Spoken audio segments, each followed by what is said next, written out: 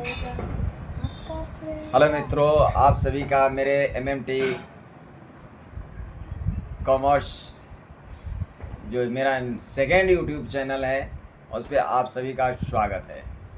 आपको जैसे का जान के खुशी होगा कि मैं बीके सोनी इस यूट्यूब चैनल पे 2 चैनल चला रहा हूँ। एक मेरा यूट्यूब चैनल है जीरो कॉमर्स जो 11th की उस पर पढ़ाई चल रही है, और दूसरा है MMT कॉमर्स जो आपको यानी कि इस पर सेकेंड ईयर की बैच चलेगी। ये मीन्स 11वीं का जीरो कॉमर्स और 12वीं का है ना, यानी MMT कॉमर्स पे। तो आपको आज मैं ये जो पहला चैप्टर होता है, जैसे कि आपको सिलेबस थोड़ा दिखा दूं, ये सिलेबस क्या क्या होता है, ज़रा इसको एकदम देखेंगे। पहला जो सिलेबस होता है वह क्या होता है, चूँकि 12 का अकाउंट्स का जो सिलेबस है क्या कहता है। पहला हो जाएगा आपको है ना NPO, ठीक है। दूसरा हो जाएगा आपको, देखिए अब कहने का मतलब मैं अपने तरीके से सजा सकता हूँ, ये नहीं है कि मैं जो किताब में होगा वही लिखूँगा। तो ये कितने चैप्टर अनिवार्य है ना। फर्स्ट 2 नंबर में हो जाएगा issue of share, issue of share इसी का होता है ना। 4 feature of share, 4 feature of share. उसके बाद क्या होता है री इशू ऑफ शेयर, री इशू ऑफ शेयर, ठीक है। नेक्स्ट जो होता है, अब मान लीजिए 2-3 नंबर में तो आप क्या पढ़ेंगे, issue of debenture, issue of debenture, ठीक है। 4 नंबर में क्या पढ़ेंगे आप, ये जो है यानी शेयर और डिवेंचर संबंधित था। उसके बाद होता है अकाउंटिंग रेशियो, अकाउंटिंग रेशियो आपको पढ़ना है। 5 नंबर में जो है आप जो है tools of accounting of tools, accounting of tools, ठीक है। 6 नंबर में जो है आपको पढ़ना है cash flow, cash flow statement. 7 number में पढ़ना है आपको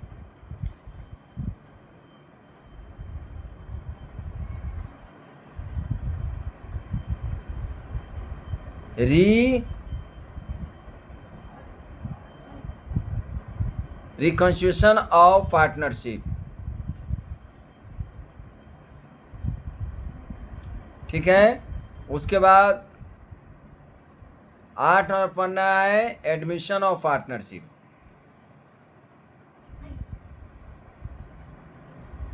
एडमिशन ऑफ पार्टनरशिप। 9 नंबर में पढ़ना है आपको retirement of partnership, retirement of partnership जो भी है।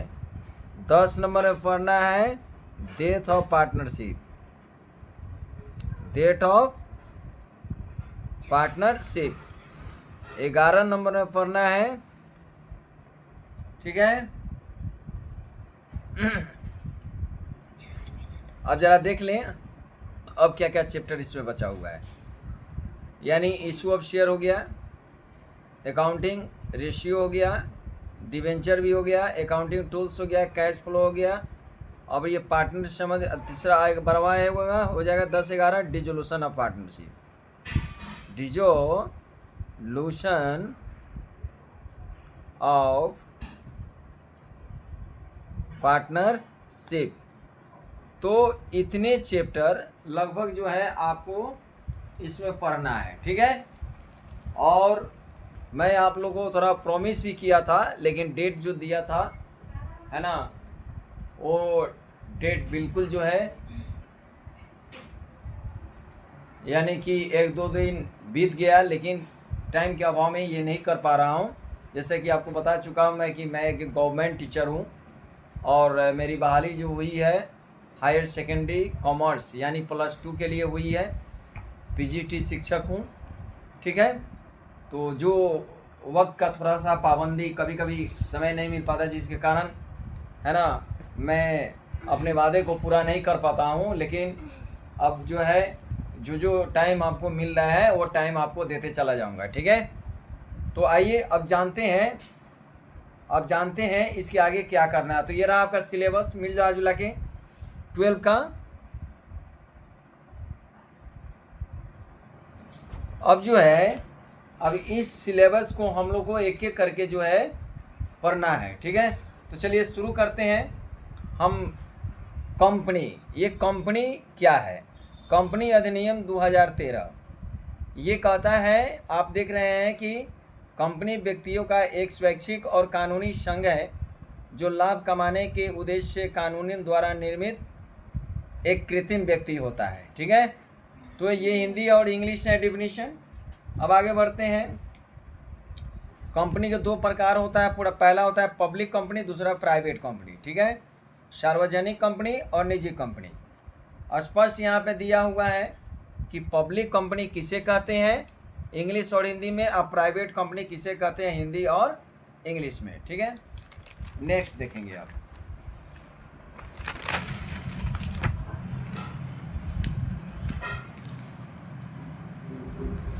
नेक्स्ट जो है अब आता है, ध्यान दीजिएगा, ये पब्लिक कंपनी का ही डिफिनीशन दिया हुआ है।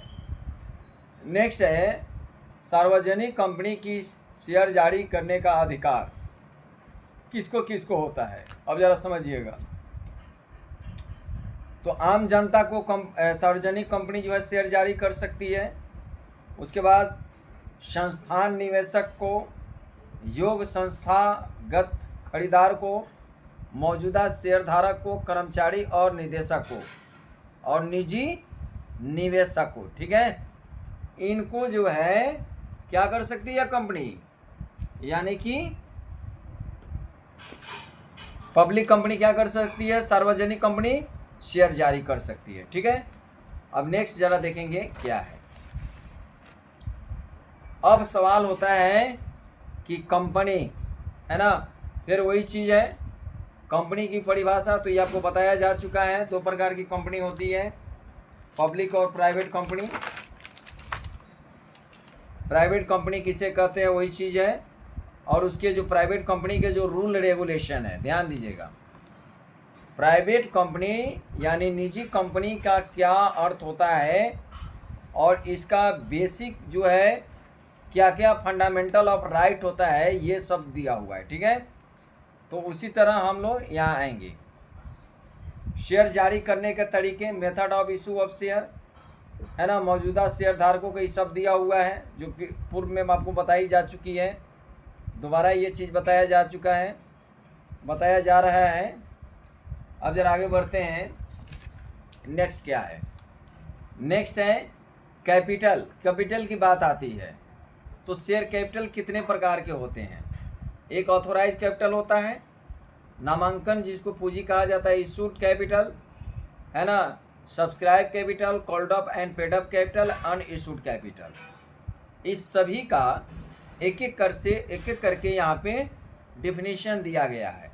डिफिनीशन ऑफ शेयर, शेयर क्या होता है इंग्लिश और हिंदी में। उसके बाद क्या दिया हुआ है, शेयर कैपिटल किसे कहते हैं इंग्लिश और हिंदी में, ठीक है। नेक्स्ट आप आगे बढ़ेंगे,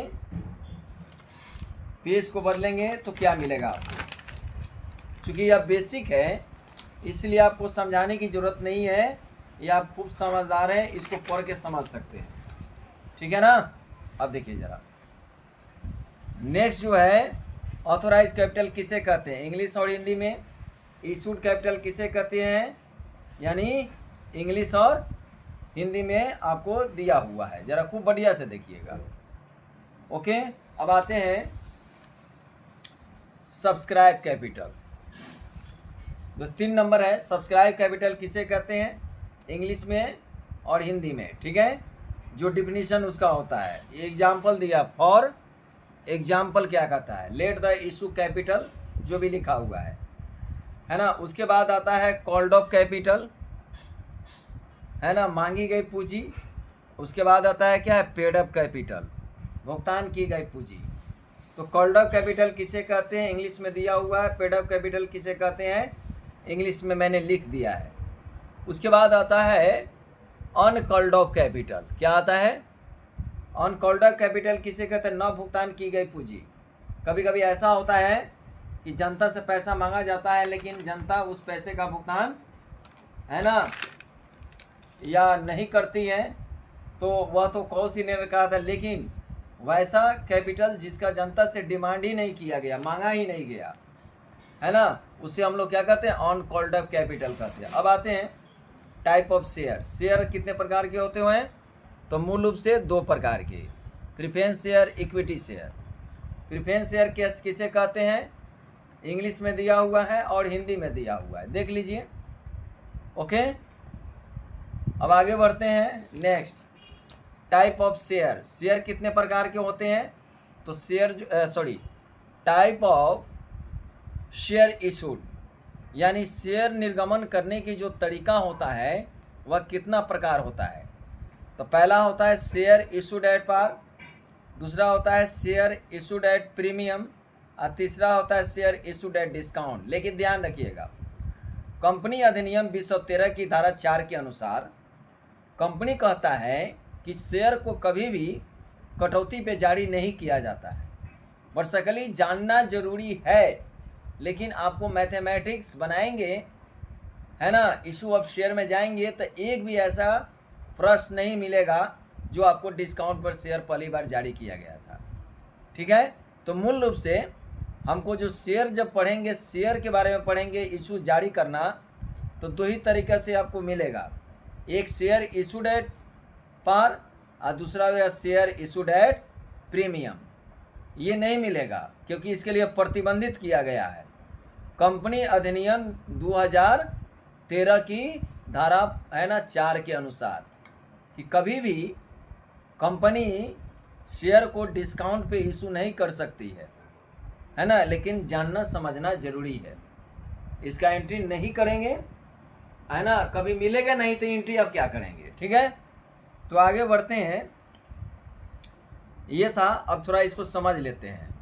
शेयर इशूड एट पार किसे कहते हैं, यानी 10 रुपया का शेयर अगर 10 रुपया के भाव से बेच दिया जाए। मान लो कोई कंपनी है, अपने शेयर का भाव 10 रुपया रखा है और वह 10 के भाव से जो है बेच रहा है, तो वह एट पार का क्वेश्चन कहलाएगा। किसका, यानी एट पार का मतलब होता है सम मूल पर अंशों का निर्गमन। किस मूल पर अंशों का निर्गमन, सम मूल पर अंशों का निर्गमन। तो सम मूल क्या होता है, बराबर मूल, यानी 10 के बराबर 10, ध्यान दीजिएगा। दूसरा आता है कि share issued at securities premium, यानी कोई कंपनी अपने शेयर को 10 रुपया वाले शेयर को, कितने वाले शेयर को, 10 रुपया वाले शेयर को अगर 12 रुपया के भाव से बेचता है ना, तो वह क्या कहलाएगा, प्रीमियम पर शेयर बेचना कहलाएगा। अब क्या होगा, यहाँ हो जाएगा 10 के रुपया 10 के बराबर 12, तो 12 कैसे आया, 10 प्लस 2 बराबर 12, जिसमें 2 रुपया, जो 2 रुपया है वह सिक्योरिटीज प्रीमियम का है। किसका है, सिक्योरिटीज प्रीमियम का है। ठीक है, ध्यान दीजिएगा। तो पैसा बढ़ जाएगा तो प्रीमियम, अब पैसा जो है बराबर होगा तो एट पार, अब पैसा घट गया तो डिस्काउंट। लेकिन यह शेयर में नहीं मिलेगा, कटौती पर अंशों का जारी करना, यह जब डिवेंचर आप पढ़ेंगे तो issue of debenture at discount मिलेगा। ठीक है, कटौती पर ऋण पत्रों का निर्गमन, है ना, बताया गया है, लेकिन शेयर को जारी करना, है ना, यह प्रतिबंधित है। किस पर, तो कटौती पर, है ना। किस अधिनियम, तो कंपनी अधिनियम 2013 की धारा 4 के अनुसार। तो प्रतिबंधित है तो भैया तो एंट्री करेंगे नहीं। ठीक है ना, तो चलिए, आज मैं आगाज़ किया हूँ इस चैनल का, और आप सभी को जानकर बड़ी खुशी होगी कि मैं अब निश्चय कर लिया हूँ कि अब आपको जो है 12 की जो क्लासेस हैं MMT कॉमर्स से आप लाभ उठा सकते हैं, है ना। इस चैनल पे आके जुड़ सकते हैं और अपने पढ़ाई को कंप्लीट कर सकते हैं। ठीक है, आप सभी का बहुत बहुत धन्यवाद, है ना। बहुत बहुत आप सभी को आशीर्वाद और बहुत बहुत प्यार और बहुत बहुत आभार जो आपने हमारे साथ जुड़ा और मुझे जो है प्यार और मोहब्बत दिया। Thank you. मिलते हैं नेक्स्ट वीडियो में, है ना, कुछ अच्छे टॉपिक को लेकर। इसके बाद क्या टॉपिक आएगा उस चीज़ को लेकर आऊँगा। तब तक के लिए विदा, अलविदा, है ना। नमस्ते, सत श्री अकाल, आदाब, सलाम। Thank you.